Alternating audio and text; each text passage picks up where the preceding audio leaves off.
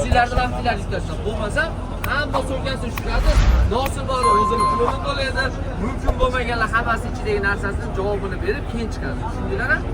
Kelganlar Rossiya birinchi marta kelayotganlar metrgani ili ko'k pasportni rasmini bo'lsa telefonda ko'rsatib o'tib ketdinglar.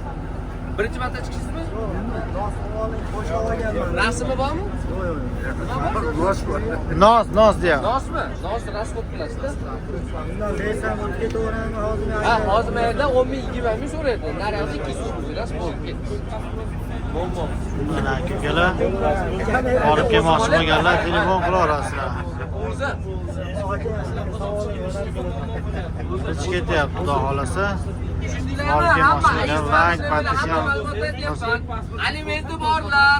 Davlat O'zbekistondan qonuniy taqiq qo'yilganda hozir borsa bu yerdan mana nechta odam chetyapsizlar, hammani chiqarib, imina bitta odamni qaytarib olsa, bilet pulga kuyadi. Alimenti bor hozirda o'zida mana shu yerda meni manaqam bor edi deb bir qator anaqadan tekshirib oldi, Maygoldan.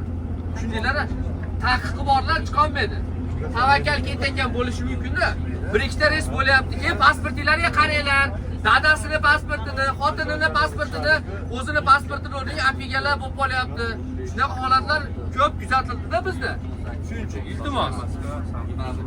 Hamma o'zini pasportini qarab qo'ysin bir qator. Reysga chiqishdan oldin. Mana akalar, xudo xolasa reyslarimiz bo'lyapti mana. Dadasini pasportini apiga, o'g'li dadasini pasportidan bor, tamoshda urgan, dadasini pasportini. Sizlar mayda qaramaysiz. Pasport yo'qda. Kelmoqchi bo'lganlarga. Bitta aka xotinini pasportlariga yurmadi. Yeri xotin yurgan, yeri xotin jo'natyapti, o'ylab yozyapmiz.